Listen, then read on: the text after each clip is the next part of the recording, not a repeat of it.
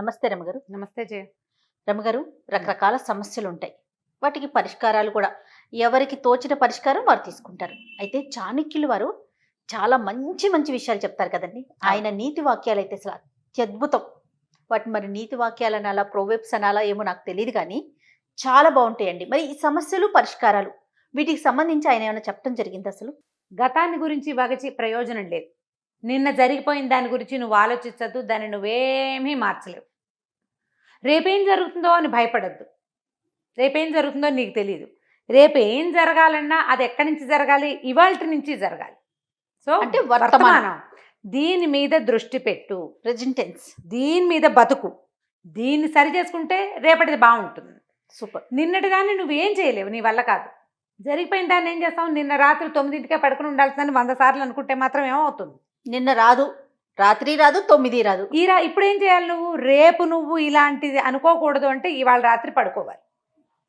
ఈ ఒక్క సెంటెన్స్, ఒక్క శ్లోకం జయ కొన్ని వందల వేల ప్రశ్నలకి సమాధానం. కదరమ్మ గారు, మనం చాలామంది జీవితంలో ఏదైనా అయితే నా కర్మ దేవుడా ఇలా అయిపోయాను, నా జీవితం ఇలా అయిపోయింది, నేను పొరపాటు చేశాను అని రిపెంట్ అయ్యి బాధపడిపోతుంటాం. ఒట్టి పశ్చాత్తాపంతో ఏమైనా ప్రయోజనం ఉంటుందా?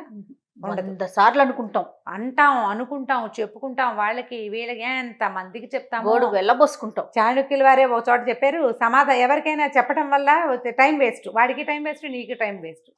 చెప్పడం వల్ల ఏ ప్రయోజనము లేదు. ఓసారి చెప్పుకో, తర్వాత what is the plan of action అని ఆలోచించు. ఇవాళ చేయవలసిన పని ఏమిటి అనేది సీరియస్లీ చేసి తీరాలి. మనం ఏం చేస్తామంటే మన నుదుటి రాతని నమ్ముతాం. ఈ రాతని నమ్మి నా మొహాన్ని ఇదే రాసుంది కాబట్టి ఇక ఏం చెయ్యం, నా మొహాన్ని ఏది రాసుంటే అదే అవుతుంది. ఓ పిచ్చి కథ ఒకటి చెప్పుకున్నాం చాలా రోజుల క్రితం. ఇది నాకు వచ్చింది, నాకు ఏదొస్తే అదే వస్తుంది అని, ఏదొస్తే అదే వస్తుందని ఈ రోజున మానకూడదు. నువ్వు క్రియ చేస్తూ ఉంటే నీకు కావాల్సింది కాకపోయినా రావాల్సిందైనా చకచక వస్తుంది. కాదు రమ్మగారు, ఏది రావాలో మనకి రాసి ఉంటుంది కదా. అవును. దాన్ని మనం మన చేతుల ద్వారా మార్చుకోవచ్చా? ప్రయత్నం చేయొచ్చు. సాధారణంగా ఏం చెప్తారంటే లలాట రిహిత రేఖ పరిమార్చున్న శక్యత ఏంటారు అంటే ముఖం మీద రాసిన, నుదుటి మీద రాసిన రాత చెరపలేము. మానవ ప్రయత్నంతో మనుషులు దాన్ని మార్చిన కథలు మనం పురాణ గాథలు చాలా చెప్పుకుంటాం. అది చెప్పుకున్నప్పుడు ఇది జరుగుతుందని మనం ఎందుకు అనుకోకూడదు? నువ్వు ప్రయత్నం చేస్తే కదా. నువ్వు ప్రయత్నం చేయి. అవి గాథల కిందే తీసుకుంటాం మనం. అదే చూడండి, వర్తమానంలోకి మనం దాన్ని తీసుకోలేకపోతాం. మనకి అప్లికేషన్, ఇంప్లిమెంటేషన్ రాదు చేయ. ఇప్పుడు నీ మొహం మీద గీత ఒకటి ఉంది, ఏమిటి? గోతులో పడతావు రేపొద్దున్నే అని. గోతులో పడి తీరుతావు నువ్వు అనుకో. ఇప్పుడు నువ్వు ముందు రోజు సాయంత్రం ఒక నలుగురికి రేపొద్దు నేను గోతులో పడతానురా అని చెప్పావు. నేను పడతాను కాబట్టి ఇదిగో ఇది నా దగ్గర పావలా ఉంది తీసుకో, ఈ 10 రూపాయలు ఉంది తీసుకో, మా ఇంట్లో అదేదో పెట్టాను అది నువ్వు తీసుకోరా, నేను ఎలాగో గోతులో పడతానురా అని చెప్పావు. 4-5గురికి నీ దగ్గర ఉన్నది పంచావు, మంచిని పంచావు. నువ్వు గోతులో పడగానే ఈ 4గురిలో ఒక్కడ పరిగెత్తుకొచ్చి అరే పడిపోయావు రేరా అని లేవదీస్తాడు. ఇప్పుడు ఏది కారణమైంది? మంచి. ముందు రోజు నువ్వు చేసింది. రేపటి కోసం నువ్వు ఆలోచించి ముందు పనిచేసావు చూడు, అది పనిచేస్తుంది. అదే గోతులో పడ్డప్పటికీ నిన్ను లేవదీయడానికి ఒక మనిషి వస్తాడు కదా ఖచ్చితంగా. నువ్వు నష్టాల పాలవుతావు వ్యాపారంలో. నువ్వు చేసిన సహాయాలు 100లో ఒక్కడైనా నీకు తిరిగి సహాయం చేయడానికి వస్తాడు. నష్టపోవటం అనేది నీ జాతకంలో ఉన్నప్పటికీ సహాయం చేయడానికి వచ్చిన సంగతి నువ్వు మర్చిపోకూడదు కదా. అది కూడా భగవంతుడేనా? మరంతే. అది ఎక్కడి నుంచి వచ్చింది? నువ్వు చేసిన మంచిలోంచి వచ్చింది. కాదు రమ్మగారు, ఆయనే వచ్చి కాపాడేటప్పుడు మరి ఆ నష్టాన్ని ఎందుకు ఇవ్వటం? సద్బుద్ధిని ఇవ్వచ్చు కదా. నష్టాన్ని ఎందుకు ఇవ్వటం అంటే మనం చేసుకున్న కర్మల ఫలితమే మనకి ఇది వస్తుంది జయ. నువ్వు చేసావు కర్మ, ఈ గోతులో పడ్డానికి సరిపడా ముందు జన్మలోనో ముందు జీవితంలోనో చేసుకున్నావు, పడ్డావు. నువ్వు గోతులో పడ్డంతో పాటుగా సహాయం కూడా చెయ్యి. రేపొద్దున ఫలానా గోతులో పడతాను అని తెలిస్తే ఆ గోతుల నుంచి బయటకు వచ్చేందుకు 4 దారులు ఏర్పాటు చేసి పెట్టుకో ముందే. బిజినెస్ చేస్తున్నావు, ఒక బిజినెస్. ఇది ప్లానింగ్ ఏంటంటే ఈ ఒట్టి గోతులో పడ్డానికి శాస్త్రాన్ని సాధారణంగా చెప్పుకుంటాం మనం. ఒక విద్య, ఒక చదువుకి అమెరికా వెళ్ళడానికి 4 ఏర్పాట్లు చేసుకున్నావు, దట్స్ ప్లాన్ ఏ. అది ఫెయిల్ అయితే నా కర్మ అని కూర్చోకూడదు. నువ్వేం చేయాలి? అమెరికా ప్లాన్తో పాటుగా కెనడా, ఆస్ట్రేలియా BCDలు ఏర్పాటు చేసుకోవాలి. ఇవాళ ప్లాన్ చేయి సరిగ్గా. నువ్వు ప్లాన్ చేసింది నీ ఒకటి మిస్ అయితే రెండో ప్లానింగ్ నీ కోసం సిద్ధంగా ఉంటుంది. ఇంత పెద్దది కాకపోవచ్చు, ఇంత చిన్నది అవ్వచ్చు, కానీ but plan is there no కదా. రెండో ప్లానింగ్ తప్పకుండా ఉంటుంది.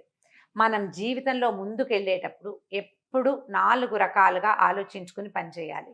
నిన్నటి దాన్ని తలుచుకుని ఇవాళ మానేయద్దు, రేపటి దాన్ని తలుచుకుని భయపడద్దు.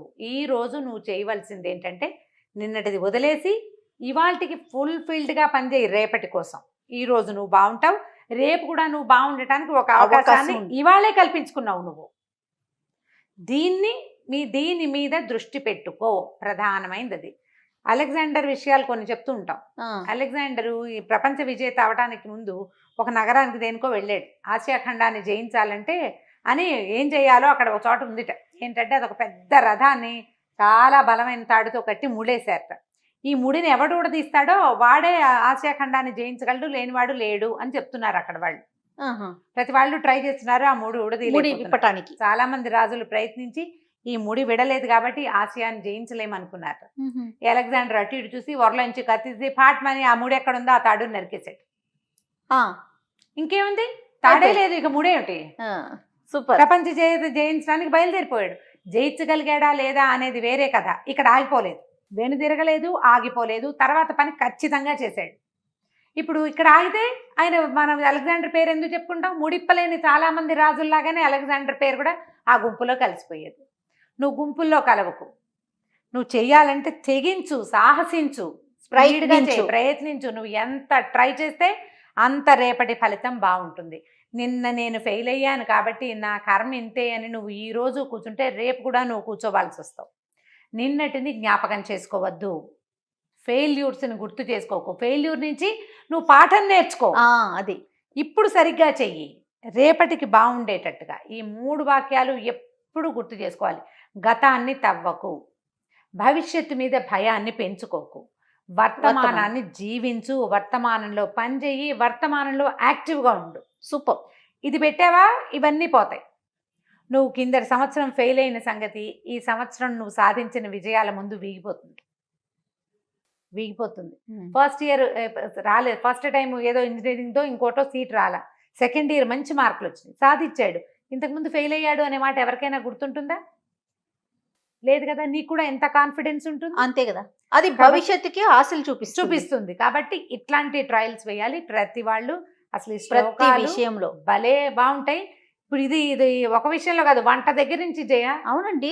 ఓ కూర వండటం దగ్గర నుంచి, ఓ వస్తువు పని తయారు చేయటం, ఓ బట్టలు ఏమన్నా కుట్టడం, ఓ ఇల్లు సర్దటం, ఓ ఉద్యోగం, ఓ వ్యాపారం, ఏది చేయటానికైనా ఇదే పద్ధతి.